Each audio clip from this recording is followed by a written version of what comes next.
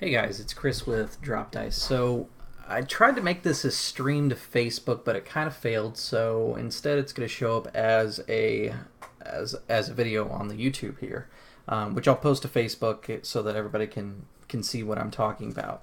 But earlier this week, I went live and I kind of discussed how I use XSplit for my overlays because Hangout Toolbox used to give me problems, and I happen to have an XSplit subscription, so it's something that I just kind of set up, and I just use that instead of Toolbox, so I don't even mess with it anymore. So let's kind of jump over into the screen. I'm going to switch over to something that's going to look a little confusing at first, but kind of bear with me. Inside this scene, basically it's going to show you my XSplit setup. It does do this infinity cam thing, just ignore that. Unfortunately, that's kind of a side effect of me showing you what XSplit is. So it's going to do a bunch of windows there. Now, if you notice that I put us as scene 8, you can change whatever scenes you want. Usually my intros, if you see that, there's the preview, is on scene 1, scene 2. I usually make the screen that I actually talk to everybody, but from there, I divide things up. Like I have my intro page for L5R on Twitch, my main page, my secondary page, which is probably going to become the main page due to the positive feedback I received, and then just some other stuff that I've tried out and things like that. But you can basically switch between your scenes here, and when you subscribe to, or when you are a free member of XSplit, if I remember right, you only get 3 scenes, but once you subscribe, you can have as many scenes as you'd like to set up, but really there's no reason to go beyond the 11 that they set up for you. So that's basically what's going on. Right here, this speaker is basically for it to be able to pick up any sort of sounds that your computer makes. Usually on a live recording game, unless I'm doing Twitch, I go ahead and I click that so that it actually mutes it, because any sounds that my computer make will show up as distractions for the game. This right here is a mute for the actual XSplit recording. Now, if you are recording to Google, the one thing that I will say is Google will, the way that I'm going to show you, set up its microphone through whatever microphone source directly. I usually don't like to use XSplit for the microphone. In fact, I'm not sure that you can, which we'll find out later inside this video. So if you were to mute this one right here, it would only affect your XSplit recordings. I usually leave it on because it doesn't do any harm. But that's basically the bottom screen here. You can change your transitions. I just like the fade. That's the standard one that comes with it when you sign on. And then this tray right here actually shows what is available to you. So when you open up XSplit, yours will be where you see these kind of mirrored infinite versions of XSplit. That will be actually a black screen. There's not really a good way to show you that because if I click off of this, it will actually turn my feed black. But normally it's a black screen. The next thing that you want to look at is these drop-down menus right here along the top. When you first set up XSplit, what you're going to want to do is click on Sources, and this is that source menu that I talked about on Facebook, where you can choose to do screen captures, game capture, and that's how you would capture anything that you're streaming for, like video games and things like that. The auto detect function, basically, if I was playing, for example, you can see that Hearthstone is on my desktop. If I was playing Hearthstone, I could click auto detect and it will pull up Hearthstone. The good thing about that is if I was to minimize Hearthstone, it would still show it on my stream, or go to a different window, it would still only show Hearthstone. What I'm doing right now, if you notice it says desktop 2, I'm actually recording my second desktop, which is actually my primary screen. It has to do with my video card, and it's kind of weird why it's called desktop 2. From there, you can also do media files, which is what your overlay would be, and then you can also choose your webcam. So for example, my webcam is a Logitech HD Pro webcam C920. If I had multiple cameras, they would actually show up on this list, and that's how you sometimes see people who have a camera that is pointed at their dice and another one that's pointed at their face. There's not very many people inside the brigade or the typical YouTube streamers for Dungeons & Dragons and stuff like that do that kind of setup, but I do know that Dungeon Girl has previously used that kind of setup where she runs 2 cameras, one to show dice rolls and one to actually show her. So if I wanted my camera on, I could click on that, and what it will do is add the actual camera here. Now I'm going to drop this down here so that you can still see the menus, but I'm going to kind of center this up so it kind of looks a little cleaner. From there, what I could do is I can take my picture size and I can change it by grabbing a corner and resizing it.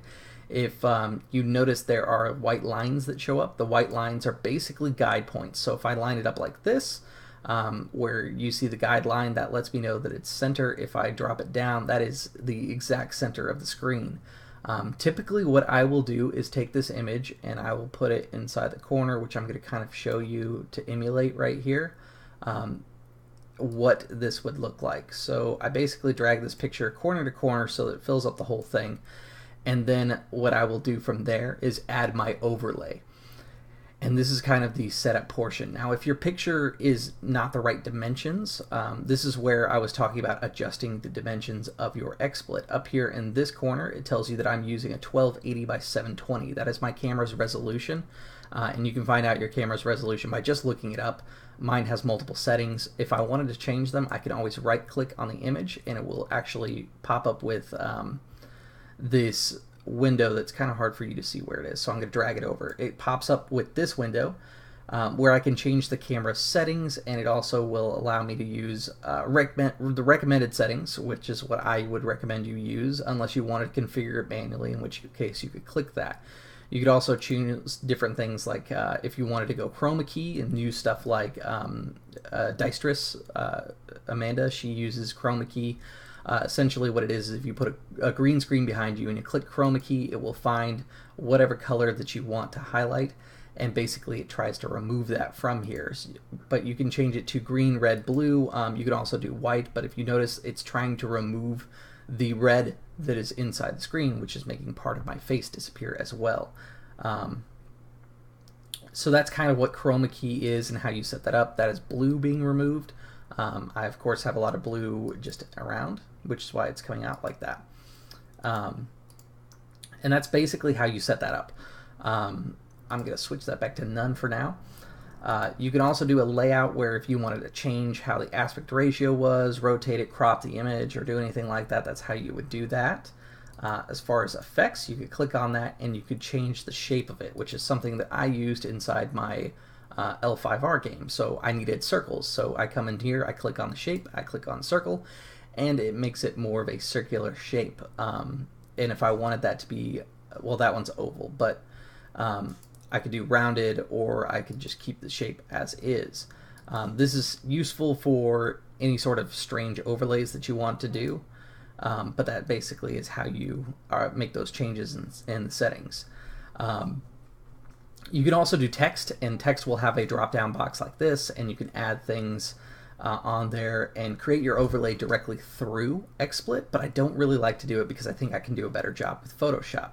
So once I am ready for a overlay, I build it in Photoshop, and there's a couple people that have built Photoshop overlay instructionals, or even using GIMP on how to create it. But basically you need a PNG document that has your name plus your character name or information that the GM specifically asked for. The things that I think are always useful are the armor class and the passive perception, or whatever the equivalent would be in whatever system you're playing. Basically, stuff that the GM will need to reference often is good to have on your overlays.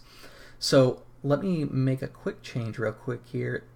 I am going to supersize this real quick and make this fit a little better, so it's easier to see once I go into these menus and things. Alright, so this is kind of an imitation of what you would see right now with my camera. My camera is in the way, so I am going to have to turn it off here in a moment to show you the drop-down menus. But normally, once you've got it lined up, this is pretty much what you'd be looking at, is your camera would take up the full screen, and then you'd place your overlay on top of that. So what I would do from here is, let me turn off my camera so you can actually read all the menus, and I'll try to go slow. Sorry about the infinite windows. I know it's really obnoxious to look at, but stick with me here. You'll click on sources, and then from there you would go to media file, and it also tells you that you can use images, HTMLs. Those are also very true, and those are different things that you can use along the way. And if those are things that you're interested in, there are videos of people that talk about how to use those features in XSplit. Once I have gotten in here, what I do is I will take my my menu and I'll navigate to where my overlays are. For me, it's inside my YouTube channel folder, and then I go to the 3 Feet from Death, which is a badly named folder that I really should change. And then I will find whatever overlay that I want to use. I'm going to use Bjorn Nevershear, which is a dwarf that I will be playing in a Stone Rift game coming up. Once I've clicked on it, this is a PNG file, so I'll click on Open. Once that does, it'll show up on my screen, and it shows up inside the available room here. What I'm going to do now is go ahead and turn back on my camera so that you can see what would look realistic. This is actually how it would show up on your screen. It would show up as a smaller size than what your camera is, because remember, you had to enlarge your camera. So from there, what I would do is go to highlight the layer that I want to manipulate at the bottom tray, and then I click on the corner that should be highlighted, and I move it over to take up my whole camera. So that is basically how it's set up in XSplit. This is actually the easy part. Now, to go from here to Google Hangouts, what we'll do is capture that in a new screen. So I'm going to shift the scene to scene number 9 here, and you won't see my XSplit overlay. Instead, you're going to see me setting up a Hangout. So let me first pick the source that I want. So I know you guys can't see this, but I'll tell you how I pull up the second screen. What I'm going to do is make sure that my desktop is showing on the second monitor. Then I will go to Sources drop-down menu, select Screen Capture, and I'll drag my mouse with the crosshairs over to my second monitor. Once I'm there, I'll do a single click, and then it will put that screen on for you guys to see. I'm also going to manipulate it so that it actually fills up the whole screen.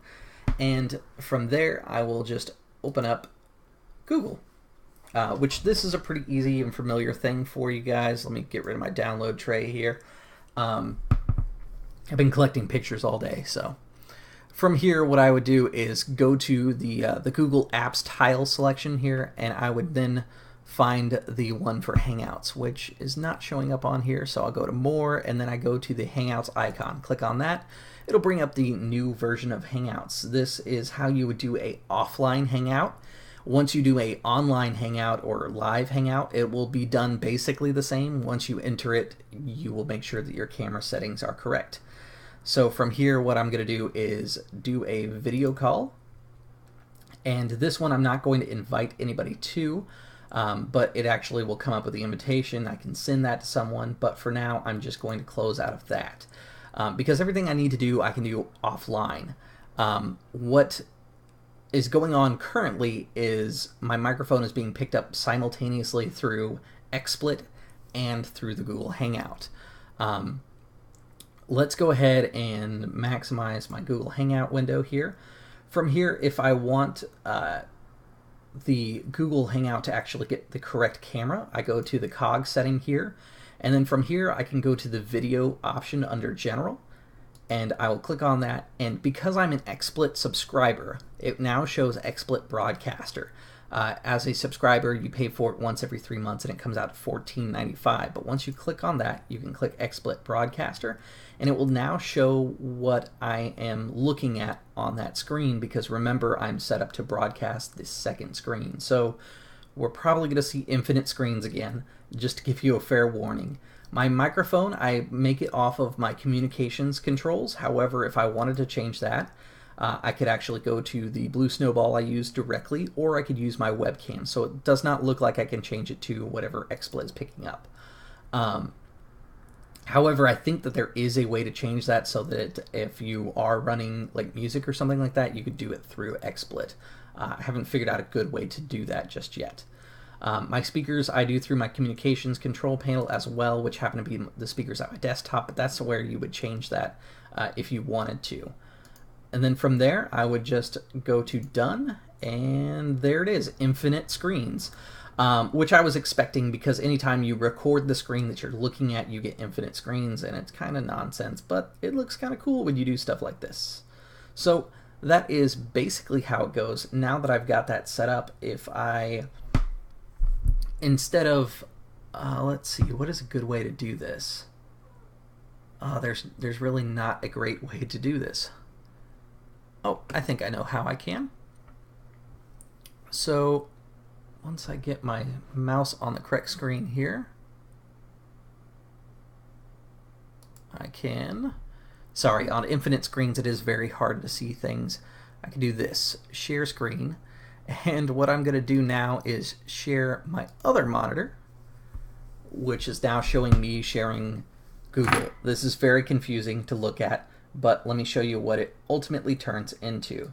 If I go to scene 2, you will now see my XSplit on scene 2. This is actually what it would look like before you add anything. What I would want to do is add my source, which is going to be my webcam, because I haven't set this page up just yet. Drag it up to the top corner, and then drag it down.